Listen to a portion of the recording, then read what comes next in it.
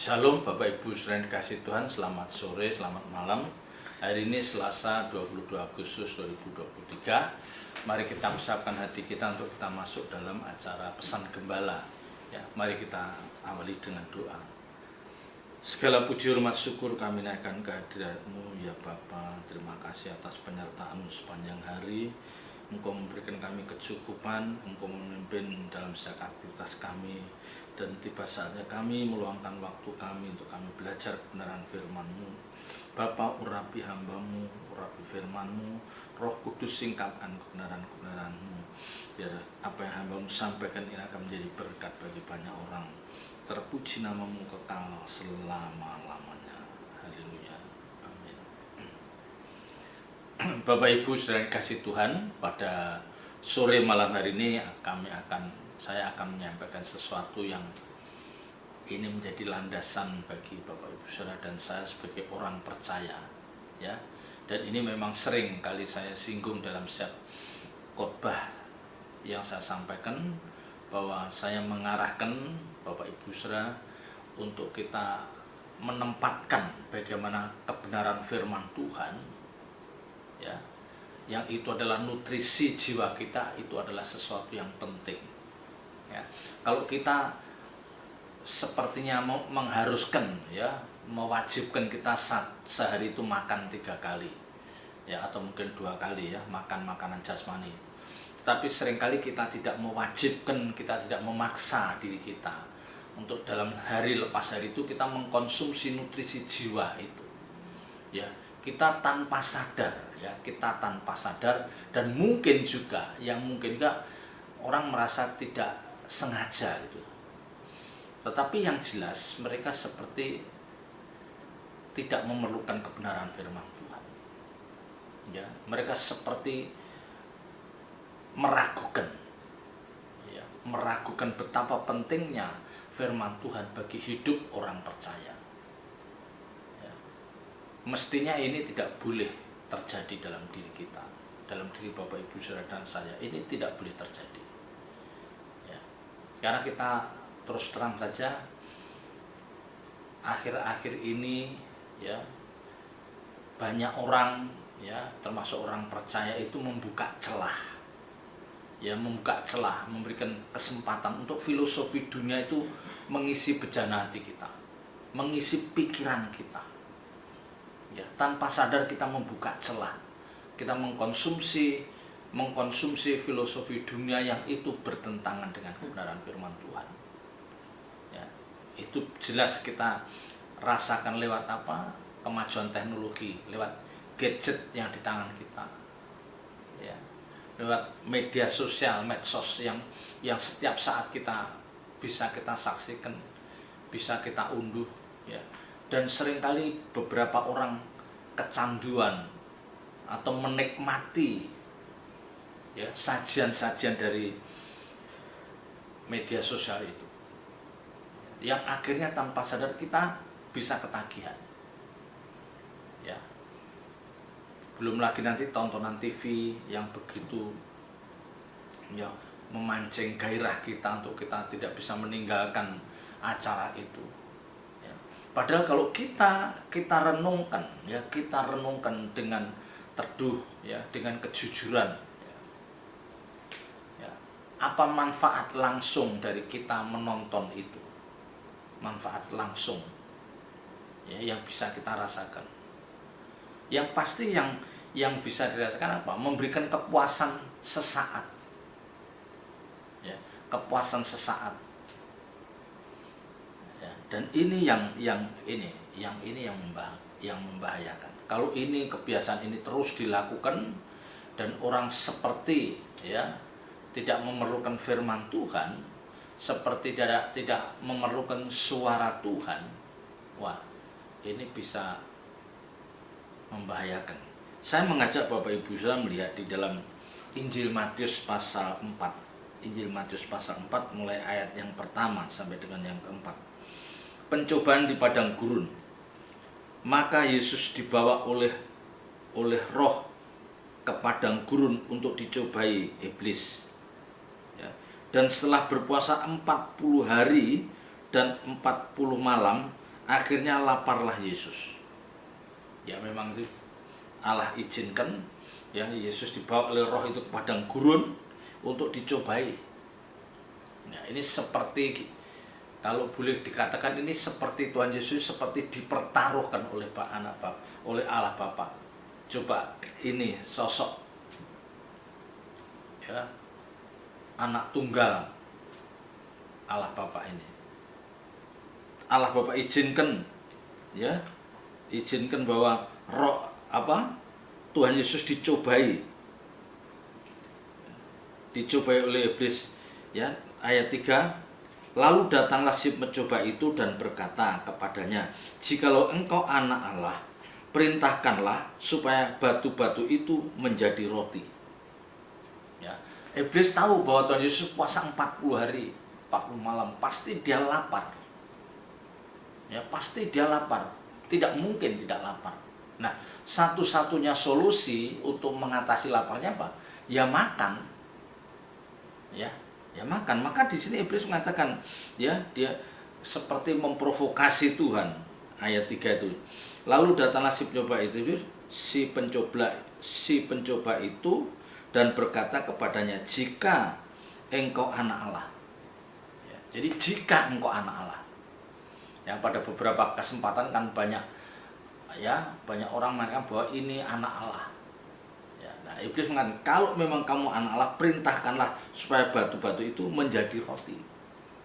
Ya memang Tuhan Yesus anak Allah. Ya. Dan soal mengubah roti menjadi batu itu bisa Tuhan lakukan. Ya. Tetapi apa yang disampaikan Tuhan, jawaban apa yang disampaikan Tuhan itu yang membuat iblis tidak menyangka. Ya. Mungkin iblis mengira bahwa karena kamu benar lapar, kamu pasti akan merubah batu itu, ya, batu itu menjadi roti. Ya, dan iblis mau tahu bahwa kalau memang kamu anak Allah, tunjukkanlah. Ya.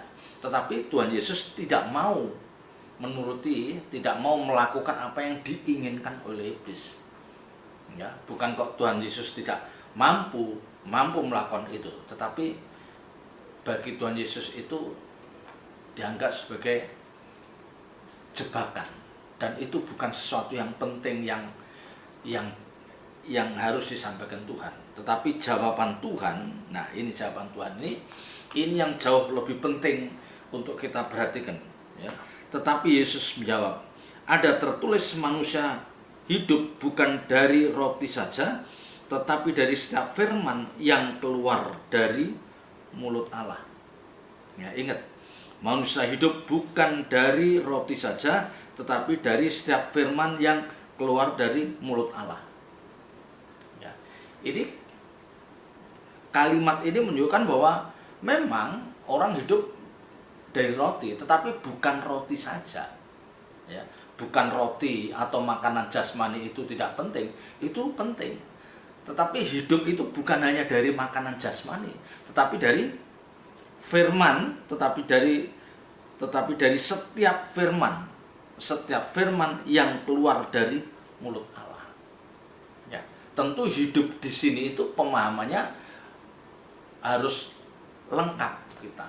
Kalau hanya sekedar hidup seperti kebanyakan orang yang tidak mengenal kebenaran, ya memang roti itu sudah dianggap cukup.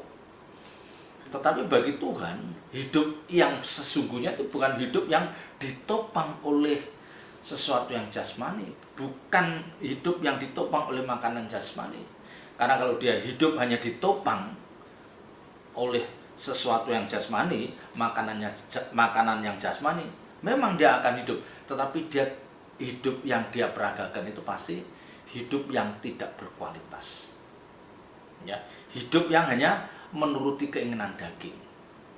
Ya, hidup yang tidak mungkin memiliki pengenalan akan Allah yang benar, yang lengkap. Ya, kalau hidup itu hanya ditopang oleh makanan-makanan jasmani, maka orang itu memang hidup, tetapi dia akan menjadi orang-orang yang tidak pernah mengerti kehendak Tuhan, tidak akan pernah mengerti kehendak Allah. Ya, karena kita tahu bahwa setiap firman yang keluar dari mulut Allah, firman itu adalah apa? Nutrisi jiwa bagi setiap kita. Dan itu penting. Ya. Makanan jasmani penting, tapi jauh lebih penting adalah firman yang keluar dari mulut Allah. Jadi firman Tuhan yang benar-benar murni. Ya. Nah, kita bisa menyaksikan Bapak Ibu Saudara, bagaimana kita menyaksikan banyak orang percaya, ya, yang secara jasmani dia diberkati, bukan saja dicukupkan sama Tuhan, tetapi berlimpah. Ya. Tetapi dengan keadaan seperti ini, apakah kita menemukan orang-orang itu bisa memperagakan kehidupan orang percaya seperti yang dikehendaki Tuhan? Ya, apakah dengan kelimpahan, ya, yang Tuhan izinkan bisa dia nikmati itu, apa dia bisa memperagakan hidup yang berkualitas di hadapan Tuhan? Ya, ternyata tidak. Ya, ternyata tidak. Karena hidup seseorang yang memang akan berkualitas di hadapan Tuhan, ya, hidup orang percaya yang membuat Tuhan senang, ya, yang menyenangkan hati Tuhan, ya, yang mengerti kehendak Tuhan, itu pasti hidup orang percaya yang ditopang oleh nutrisi jiwa. Itulah kebenaran firman Tuhan. Ya, jadi di sini Bapak Ibu Saudara, saya mau mengingatkan yang berulang kali saya katakan, jangan kita bosan-bosan mendengar firman Tuhan. Ya, jangan ada perasaan enggan, ya, merasa cukup, merasa sudah mengerti, ya, karena dia rajin ke gereja dan sering mendengar firman Tuhan. Ya, ini salah. Padahal Alkitab katakan, ya, setiap kita harus menjadi orang-orang yang lapar dan haus akan kebenaran firman Tuhan. Seperti dikatakan di dalam Injil Matius pasal 5. Injil Matius pasal 5 ayat 6. Berbahagialah orang yang lapar dan haus akan kebenaran, karena mereka akan dipuaskan. Mereka akan dipuaskan. Ya. Jadi kalau mereka lapar dan haus, ya, lapar dan hausnya bukan karena sesuatu yang jasmani, bukan karena makanan jasmani, bukan karena materi, ya, materi yang bisa membanggakan, bukan, tetapi lapar dan haus akan kebenaran firman Tuhan, yang itu adalah nutrisi jiwa. Ya. Karena kalau orang lapar dan haus akan kebenaran, dikatakan mereka akan dipuaskan. Artinya apa? Ketika mereka diperkaya, ya, jadi setiap hari bejana hatinya diisi oleh kebenaran firman Tuhan. Nanti masuk lagi kebenaran firman Tuhan. Belum lagi kalau malam, ya, membangun misbah doa. Tuhan berbicara, Roh Kudus berbicara, makin diperkaya dengan firman Tuhan. Ya, akhirnya di dalam diri orang itu dia memahami kebenaran firman Tuhan dengan limpah. Ya, dan akhirnya orang-orang seperti ini, konsep berpikirnya, landas hidupnya akan mengerucut. Ya, dia akan diberikan pewahyuan-pewahyuan bahwa sejatinya hidup di dunia ini akan sebentar. Ya, Alkitab katakan seperti uap, ya, yang ini lenyap, ya, sekejap lenyap. Ya, orang itu harus diperkaya dengan banyak kebenaran-kebenaran firman Tuhan, sehingga di dalam benaknya itu dia bisa memahami arti hidup yang sesungguhnya itu secara nyaris lengkap. Maka dikatakan di sini apa? Ayat 6 tadi, mereka akan dipuaskan. Ya. Jadi makin mengerti kebenaran firman Tuhan, orang itu makin tidak mempunyai banyak keinginan. Ya, makin tidak punya banyak keinginan. Jadi dia udah puas. Ya, apa yang dipercayakan oleh Tuhan dalam hidupnya, dia mengucap syukur. Ya. Maka Alkitab katakan mengucap syukurlah dalam segala hal, karena itulah yang dikehendaki Allah dalam Kristus Yesus bagi hidup kita. Ya. Maka kalau ayat 4 tadi, Matius 4 ayat 4 katakan, tetapi manusia hidup bukan dari roti saja tetapi dari setiap firman yang keluar dari mulut Allah itu, ini mengarahkan bagaimana kita itu, ya, orang percaya itu memerlukan nutrisi jiwa, memerlukan kebenaran firman Tuhan itu seperti kita memerlukan makanan jasmani. Ya. Jadi setiap kita harus punya rasa lapar dan haus akan firman, harus punya lapar dan haus. Ya. Maka yang pernah saya katakan, kita harus puas untuk sesuatu yang jasmani. Untuk perkara-perkara yang jasmani kita mengatakan Tuhan terima kasih, sudah cukup apa yang Kau percayakan pada kami. Ya, kita puas dengan sesuatu yang jasmani.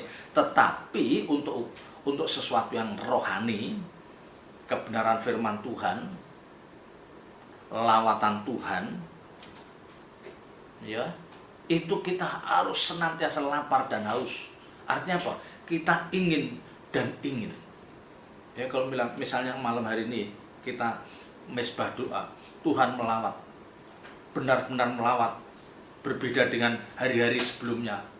Ya, kita merasakan benar-benar malam hari ini Tuhan melawat. Nah, perasaan seperti saat itu harus kita tumbuhkan.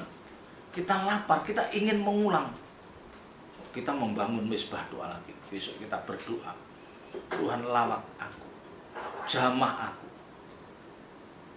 Ya. Karena hanya inilah Bapak Ibu Saudara,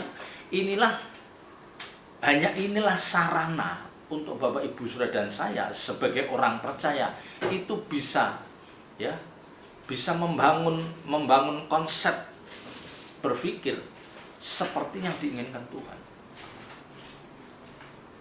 Ya. Jadi lewat kebenaran firman Tuhan itu kita memiliki bangunan berpikir seperti yang diinginkan Tuhan. Ya, yang tadi saya katakan, ya, kalau lihat orang lain punya sesuatu yang baru, ya, misalnya orang lain punya mobil baru, ya, kita tidak tergoda untuk harus berjuang supaya kita juga punya. Ya, orang lain bisa pergi ke luar negeri ke tempat yang sangat indah, ya kita dengerin saja. Ya, kita tidak terprovokasi, kita tidak terangsang untuk kita juga melakukan hal yang sama. Ya, tetapi ini orang bisa seperti itu, dia harus punya landasan. Kalau dia tidak punya landasan kebenaran firman Tuhan, apa yang disampaikan orang pasti dia juga ingin memiliki juga. Orang punya apa, dia pengen punya apa. Orang lain bisa pergi ke sana, dia juga pengen bisa pergi ke sana. Nah, ini yang kita temukan. Ya. Jadi pikiran-pikiran kita seperti terangsang, ya, untuk memenuhi hasrat kita. Karena apa? Karena orang lain bisa, kenapa saya tidak bisa? Ya, ini bukan berarti kita tidak boleh jalan-jalan atau kita tidak boleh memiliki sesuatu yang baru, ya, bukan seperti itu. Tapi landasannya kalau kita pengen pergi itu jangan karena orang lain, ya, jangan karena terintimidasi, ada sifat iri, ada sifat nggak mau kalah. Jangan seperti itu landasannya. Ya, kita beli sesuatu yang baru itu landasannya dasarnya hanya apa? Untuk keperluan kita, untuk menunjang. Ya, untuk sebagai sarana supaya kita lebih efektif dipakai oleh Tuhan. Punya kendaraan lebih dari satu. Ya. Karena apa? Nanti biar kita lebih lincah misalnya. Ya, kalau toh Tuhan tidak Tuhan izinkan, ya nggak masalah. Jadi saya mengingatkan Bapak Ibu Saudara bahwa manusia hidup bukan dari roti saja itu, ya, artinya apa? Memang kita perlu makanan jasmani, tapi lebih dari itu kita perlu firman Tuhan yang keluar dari mulut Allah. Ya. Nah, tentu dari setiap firman yang keluar dari mulut Allah itu artinya apa? Di sini kita pun diingatkan. Ya, diingatkan supaya ketika kita mendengar firman Tuhan yang disampaikan oleh seorang hamba Tuhan, kita benar-benar punya screening. Ya, kita punya roh untuk menimbang ini firman ini dari mulut Allah atau dari mulut pendeta. Ya, kalau dari mulut Allah pasti itu akan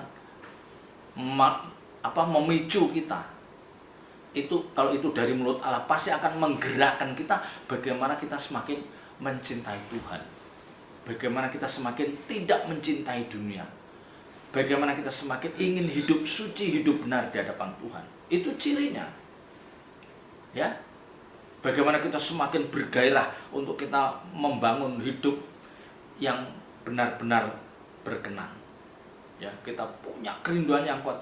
Bagaimana aku bisa bertanggung jawab. Ya, aku tidak mau mengganggu, merepotkan orang lain. Ya, bagaimana orang itu benar-benar terpacu, punya kerinduan, aku mau menjadi berkat bagi orang lain. Ya, itu ciri-ciri. Ya. Ya. Dan yang tidak kalah penting adalah apa? Bagaimana aku ini sudah tidak punya keinginan untuk membalas sakit hati saya. Itu yang paling penting. Ya, itu termasuk yang paling penting. Ya, jadi ketika Bapak Ibu saudara mendengar firman, kalau firman itu benar-benar keluar dari mulut Allah, artinya seorang hamba Tuhan itu menyampaikan isi hati Tuhan, pasti itu akan mengarahkan kita ke sana. Ya, aku mematikan keinginanku untuk membalas sakit hati. Ya, aku akan menghapuskan segala dendam, luka batin yang dulu pernah aku rasakan. Jadi dia bisa melupakan kesalahan-kesalahan orang lain, udah bisa. Ya. Kalau sampai kita kelihatannya mendengar firman Tuhan terus, tapi perasaan dendam masih ada, ingin membalas sakit hati masih ada, ya, duniawinya masih kuat, ya, pelitnya masih kuat. Itu pasti salah yang dia dengar. Ya, artinya apa? Firman itu tidak merubah hidupnya. Nah, ini yang saya katakan, ini firman yang keluar dari mulut pembicara, bukan firman yang keluar dari mulut Allah. Ya, jadi hamba Tuhan itu tidak menyampaikan isi hati Tuhan, tetapi dia menyampaikan isi hatinya. Nah, ini yang membahayakan. Makanya kalau ada orang Kristen udah puluhan tahun tetapi masih juga dendam, masih mudah sakit hati, ya, begitu mudah merancang pembalasan terhadap orang yang melukai hatinya, itu pasti tidak benar. Ya. Karena kalau dia mengerti benar-benar mengerti kebenaran firman Tuhan, dijamah oleh kebenaran itu, dan kita tahu, kita yakin bahwa firman itu penuh kuasa, tidak mungkin tidak merubah orang itu. Ya. Memang dia bukan orang yang sempurna, dia masih bisa berbuat salah, bisa, tetapi pasti bukan salah-salah yang major, yang prinsip, kayak merancang kejahatan, itu prinsip. Ya, kalau orang udah merancang kejahatan, merancang pembalasan, menyimpan dendam, kesalahan orang lain disimpan terus, itu prinsip. Dan kita harus tidak melakukan hal itu. Ya, makanya kalau orang hanya memuaskan dirinya dengan makanan-makanan jasmani, dia memang hidup, tetapi hidupnya tidak berkualitas. Karena apa? Nutrisi jiwanya terlalu minim yang mengisi bejana hatinya. Ya, terlalu minim nutrisi jiwa yang adalah kebenaran firman Tuhan itu terlalu minim, terlalu sedikit mengisi bejana hatinya. Atau kalau tidak apa? Dia mendengar firman yang salah. Ya, bukan firmannya yang salah, dia mendengarkan bukan mendengarkan Injil yang murni. Karena Injil yang murni pasti akan merubah orang. Tidak mencintai dunia, itu pasti bertanggung jawab, mendorong orang itu hidup dalam kesucian, ya, memiliki nurani yang bersih, itu pasti ke sana. Ya, jadi Bapak Ibu Saudara, mari kita terus, ya, jangan kita bosan, jangan kita puas dengan apa yang kita dengar. Miliki rasa lapar dan haus akan kebenaran firman Tuhan, karena kita akan pada satu titik tertentu Tuhan akan memberikan kepuasan. Ya, artinya apa? Kita bisa mematikan segala keinginan daging. Kita puas. Aku sudah tidak punya keinginan daging. Ya, masih punya keinginan, tapi keinginan yang ada di dalam diri kita adalah keinginan untuk melakukan kehendak Dia, melakukan kehendak Tuhan dalam hidup kita. Itu keinginan juga. Tapi untuk keinginan daging, keinginan mata dan keangkuhan hidup itu sudah mulai kita matikan. Ya, ini pasti akan ditemukan pada orang-orang yang punya sifat lapar dan haus akan kebenaran firman Tuhan dan bejana hatinya dipenuhi oleh kebenaran-kebenaran itu. Ini tidak mudah, tapi mari kita berjuang, ya, memiliki lapar dan haus akan firman Tuhan. Ya. Selamat berjuang, Tuhan Yesus memberkati. Mari kita berdoa. Segala puji, hormat, syukur kami naikkan kehadirat-Mu, Bapa, meterangkan firman dalam setiap hati kami dan ajar kami melakukannya. Terpuji nama-Mu kekal selama-lamanya. Dalam nama Tuhan Yesus Kristus kami berdoa. Haleluya.